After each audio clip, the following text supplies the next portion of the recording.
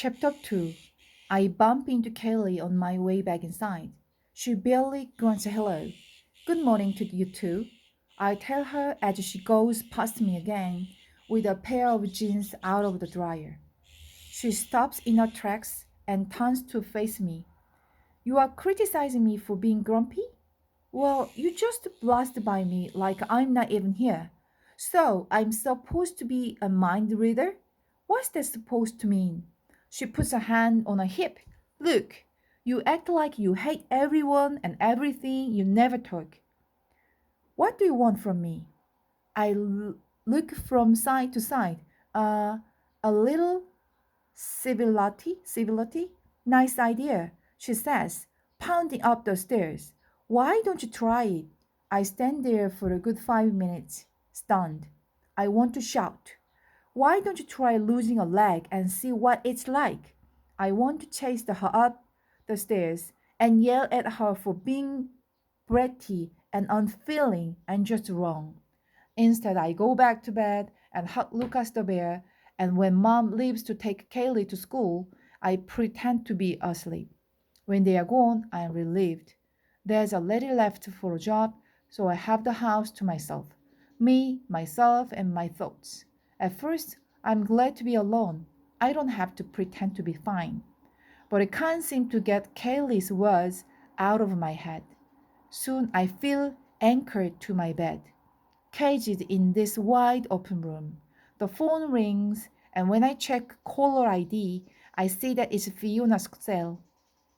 I almost don't answer, but at the last minute, I punch talk. Are you ready? She asks. I'm on my way over to pick you up.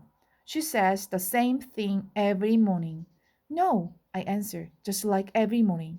Come on, Jessica, she says with a sigh. You can't put it off forever. Watch me, I grumble. There's just the hum of traffic for a minute, then she says, do your parents realize how depressed you are? I'm quiet. Crippled, depressed. What's the difference? Look, you need to get out of there. We are on half day today, so get ready, 'cause I'm coming over after school. I don't care what you say. You are getting in my car and we are going out for lunch. I'll take you to Angelus. I can't, I tell her. I'm a mess. Yeah, you are a mess, and we are gonna fix that. Expect me. I'll be there at around 1. No, I mean. She hangs up, and I'm left staring at the phone. How can she possibly expect me to go out? How can she expect me to deal with any of it? First Kaylee and now Fiona? Why don't they get it? Besides, I couldn't go out even if I wanted to. I haven't had a real shower since the morning of the wreck. They tried once in the hospital, but that was more awkward than effective. And now that I'm home, I've been getting by with a haphazard sponge bath, but my hair has only been washed once. The only part of me that gets daily attention is my stump. Massage, desensitize, clean, dry, dress, twice a day, every day. The rest of me feels matted around and mangy and gross. Yesterday, Mom offered to wash my hair in the sink again, and I told her maybe tomorrow. And besides the obvious sleeping hazards of a one-legged shower, there doesn't happen to be a shower downstairs. Just a half bathroom, a toilet, a sink. Fiona knows all this, so how can she expect me to go out? I know she means well, but she obviously doesn't understand what I'm going through. So I'm a little mad, a little in a state of disbelief. And between Kaylee's snippy comments and Fiona's insisting I go to Angelus, I get agitated and start hopping around. I hop out of my wide open room, hop over to the kitchen, hop all over the place. It's as close to pacing as I can come. Finally, I find myself at the base of the stairs. I stare up the long flight of steps. I count the treads, 14 including the top landing. 14 hard hops up. I'm not sure I can do it. I'm not sure I should even try. It seems an ominous stretch, and I'm already tired from all my senseless hopping around. But up those ominous 14 steps is a shower, a hot massaging shower. I think about getting a crutch, but I'd have to hop clear back to the family room for that.